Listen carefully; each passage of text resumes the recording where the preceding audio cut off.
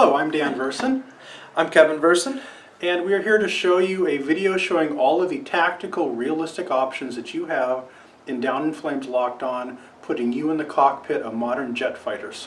With the MiG as well as the F-4 Phantom. So in the battle that we have set up here, takes place in the skies over North Vietnam, probably about 1970. We have a North Vietnamese MiG-21 that is in an advantaged position over our F-4E Phantom II. It's maybe a turn or so into the game. It's now the start of the Phantom's turn. He holds 4 action cards. The MiG also holds 4 action cards.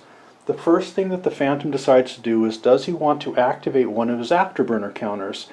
If he does, he'll get an extra card draw, but it does mean that any heat-seeking missiles that the MiG fires will get 2 extra cards in its mini-hand, which is bad.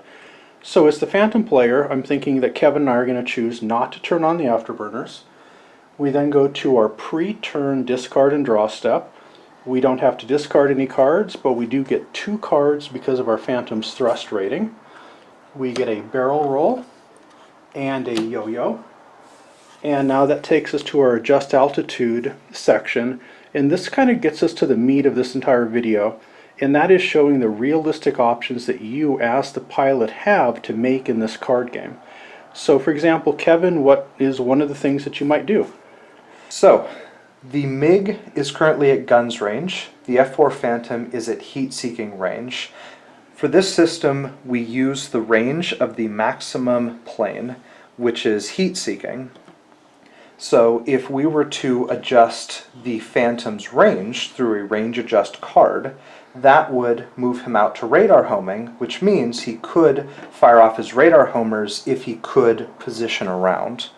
Another option is, if he pushes the MiG out to radar homing, the MiG no longer has a weapon that is within range of the Phantom, and so the MiG would immediately lose his positioning. So for example then, one of the things that the Phantom can do, because right now they're at heat-seeking range, the Phantom can stay on the horizontal but extend that range out to radar homing, because then we'll have a guns range versus radar homing, which puts them at radar homing. In that case, what the Phantom's looking for is range adjusting cards, which right here next to the range there's a number 1. So this card can adjust range by 1, this one by 1. This one's by 2, but this is a break card that has a couple good uses, so maybe we use it, maybe we don't. On the good hand, the Phantom extends range out to radar homing, and like Kevin said, that puts him in neutral position if the MiG doesn't stop that, and also that puts them in a neutral firing envelope, which is very good for the radar homing missiles. On the bad side, the MiG does have 4 cards that can counter that, but the Phantom does have a couple other things that he can do other than try to extend range in the horizontal. Another idea would be, for his adjusting altitude, he could either adjust at the beginning of his turn or play a vertical roll. If he increases his altitude difference by 1, either by climbing or by diving, then you treat the maximum range of the aircraft, which in this case is heat-seeking. If there's then an altitude difference of 1, it's heat-seeking plus 1, which brings the Phantom into radar homing, which means the MiG no longer has a weapon that can fire at the Phantom. The Phantom then returns to neutral, which also offers, if he fires the missile, by the missile going down in altitude, it will pick up an additional card.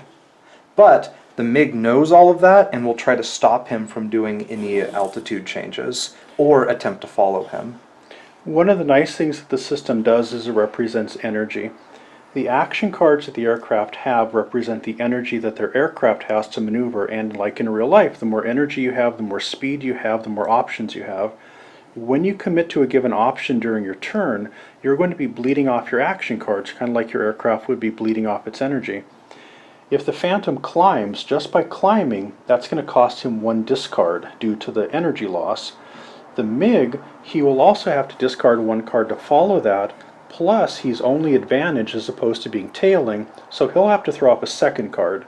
That could be a good option for the Phantom, but it does take 2 of his cards, but then the MiG has a very difficult decision of whether or not to follow that altitude change or not.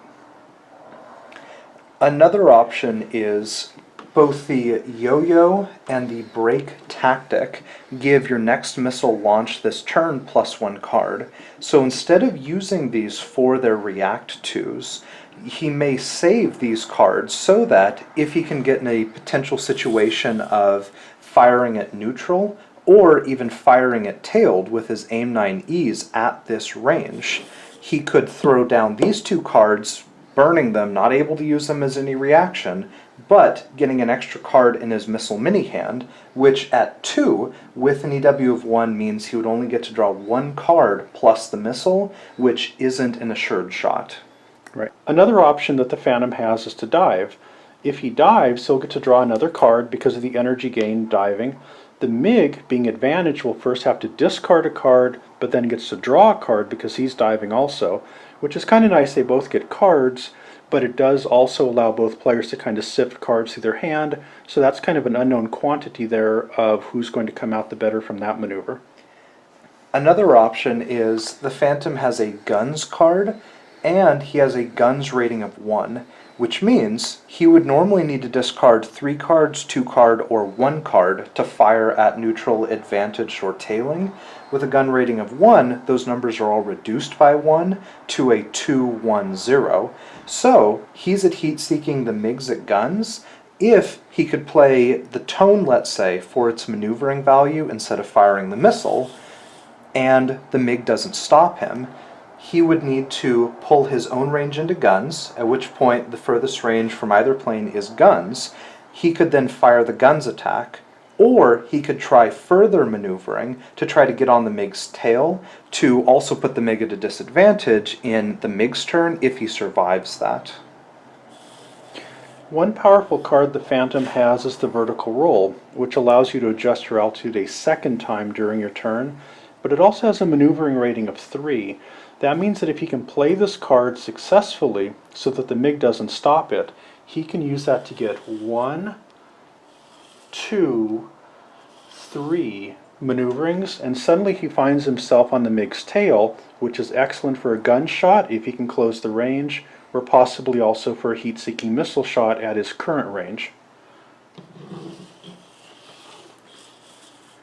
But the Phantom has to worry about what cards the MiG may have, and he may play this great maneuvering 3 card, but if the MiG plays a reaction card, then the Phantom has to decide which of his reaction cards he wants to play, and if he has to play a yo-yo or a break, he loses that potential +1 missile mini hand card. So he may get on the Phantom's tail and fire off one of the heat seekers, but he won't get the extra cards benefiting the heat seeker, which may mean in a wasted shot. But there's nothing wrong with that, because if the MiG is worried about the missile hitting, the MiG could throw off its countermeasures, at which point countermeasures are really hard to counterplay and almost a guaranteed safety net. That pretty well covers the options of just this one simple situation. One of the things that we really wanted to try to illustrate here is that when people start comparing aircraft, one of the arguments that always comes up is that it's not about the aircraft, it's about the pilot. Well, in Down in Flames Locked On, you are the pilot. You get to make realistic decisions that a real pilot would make. Do you climb? Do you dive? Do you extend? Do you close?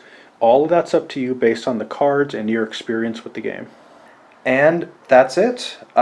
We can do more of these videos showing different planes of different eras. We have 1950s eras, Corsairs, and Yaks. We have all the way up to the 90s eras with Iraqi MiG-25s and Tomcats. So, thank you guys for watching. Thank you.